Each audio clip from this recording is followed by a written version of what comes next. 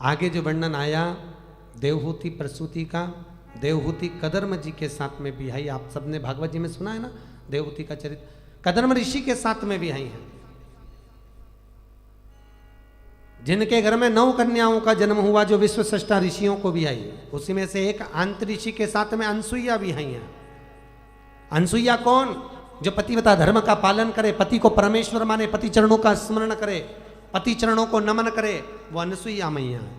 जो पति चरणों का रोज स्मरण करती है, रोज चरण छूती है। आप में से कितनी माताएं जो अपने पति को रोज प्रणाम करती? जरा हाथ उठाओ। 1 2 3 4 5 6 7 8 8.5।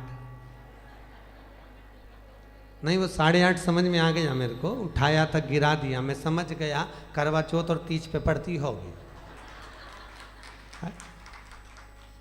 ऐसे तो समझ जाता हूँ मैं बिल्कुल। चलो अच्छा है। कई तो ऐसी हैं जिन्होंने पड़ोसन ने उठाया तो अपन भी उठा दो, अपना कौन जा रहा है, कौन घर देखने आया कि पढ़े कि नहीं पढ़े। पर देखा देखी कभी नहीं करना चाहिए। देखा देखी में काम बिगड़ जाता है। कक्षा 8वीं का पेपर था, बच्चे एक के पीछे एक बैठे थे एग्जाम के टाइम पर, एक के पीछे लिखने को आ गया था, दिल्ली की सबसे बड़ी मीनार का नाम लिखो।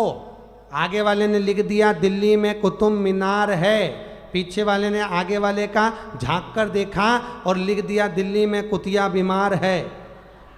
देखा देखी में काम बिगड़ जाता है। देखा देखी कभी ना करें। पढ़ते हो तो उठाओ, नहीं पढ़ते। परंतु मेरा निवेदन है, अनसुईया जी का चरित्र सुन रहे हो, शिव महापुराण में, भागवत में भी आता है। भागवत में भी अनसुईया जी का चरित्र है। अनसुईया जी का चरित्र अगर हम श्रवण कर रहे हैं तो उसमें ध्यान दीजिए। अनसुईया मैया पतिव्रता धर्म का पालन करने वाली, पति को परमेश्वर मानने वाली, पति चरणों का स्मरण करने वाली, पति चरणों को नमन करने वाली, रोज प्रणाम करती। आपसे भी निवेदन है, रोज प्रणाम करो। पहली बार शर्म आए तो इतना घूंघट रख के पढ़ो, पर प्रणाम जरूर करो। नियम बना लो बिल्कुल। आज से नियम ले लो कि कल से मैं बिल्कुल पाँव पढ़ के आऊंगी, ये पक्का। पहली बार उनको भी शर्म आएगी तो 500 का नोट देगा, पक्का है। नियम बनाओ। दीन बंधु दयालु दया कीजिए। कल से जो अपने पति को प्रणाम नहीं करे उसे उठा लीजिए। अरे रोज प्रणाम करने में जाता क्या है? प्रणाम करें, होना चाहिए। जितनी आप भक्ति को धारण कर रहे हो, जितना आनंद सुख को श्रवण कर रहे हो, वो जीवन का सुख प्रदान करने वाली। एक बार इंदौर में हम कथा कह रहे थे, कथा कही, हमने कथा में बोला, अपना पहले इसमें कथा चल रही थी, तो हमने कहा कि जितनी कथा यहाँ सुन के जाओ, सारी की सारी कथा अपने घर पर अपने पति को, अपने परिवार वालों को सुनाओ।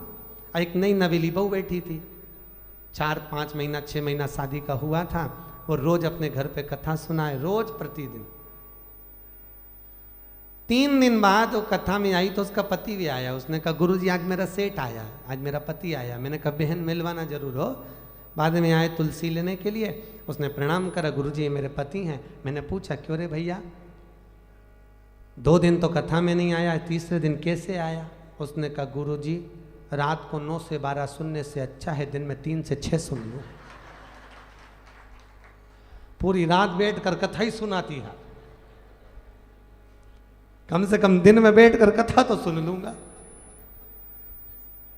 आप भी नियम ले लो,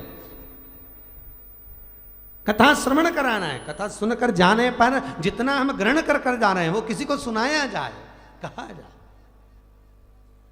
नियम से सुनाए।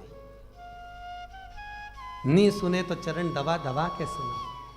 धर्म संस्कार से जुड़ी अन्य जानकारी के लिए हमारे चैनल को सब्सक्राइब करना ना भूलें।